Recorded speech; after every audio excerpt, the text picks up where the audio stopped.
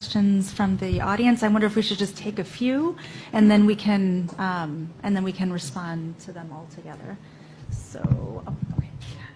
Thank you. I have a question. What's the difference between the U.S. debt and the debt that African nations own?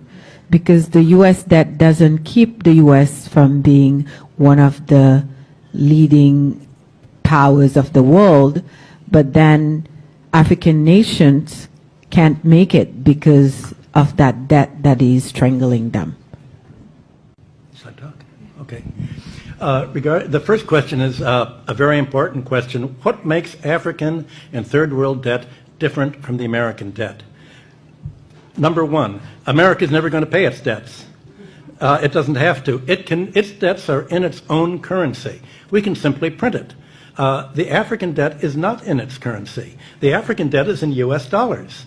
Africa has to earn the U.S. dollars, and the only way it can earn the U.S. dollars is not to be assassinated for growing its own food and becoming independent and doing something that the United States does not like. The principle underlying the foundation of the World Bank, the International Bank for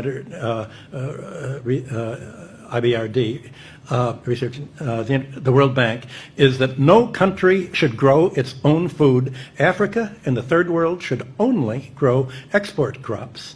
To export, in order to have an oversupply of cocoa and other tropical raw materials, to keep down the price, they must buy their grain from the United States or Europe, so that if they do something that we don't like, we can do what America tried to do to China in the 60s. We can sanction them. We can say, we're going to starve you. We're going to not export any grain to you.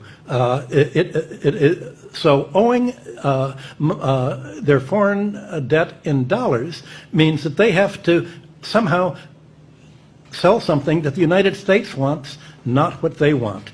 I think the most evil organizations in the world today are the World Bank and the International Monetary Fund. And my book, Super Imperialism, that I wrote in 1972, is all about that.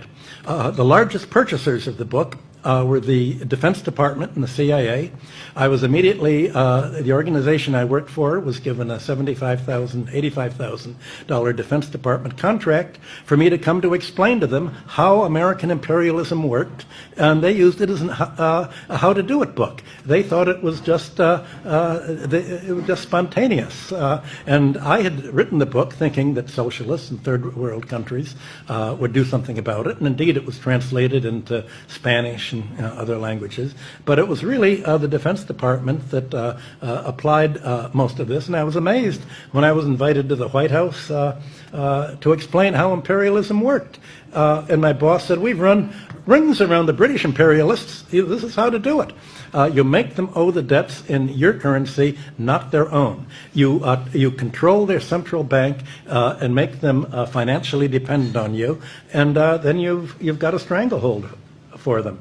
So certainly the third world countries should cancel the debts under the odious debt principle. I haven't been able to convince any of them to do it because they said if we do that, the CIA will kill us. So how do you break that cycle? That's a problem I've not been able to solve.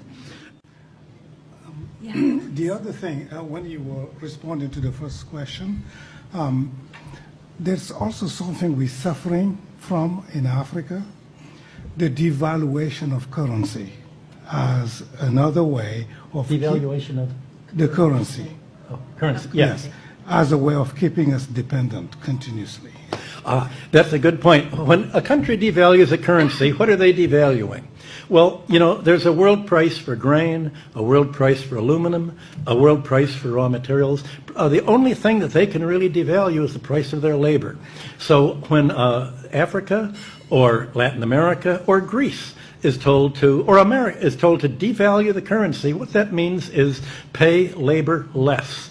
You have to squeeze out more to pay the top of the economic pyramid, to suck it all up to the top 10% or 1% or 0.1%. So devaluation is basically an anti-labor policy to prevent a domestic market and prosperity from developing. That is why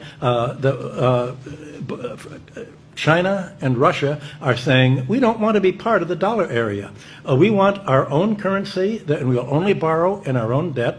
Last time I went to China, it was a little annoying because they insisted in paying me in yuan, which all these little red bills that you have to go to a bank to turn in, and yet they said, well, we're following your advice. What do you complain about?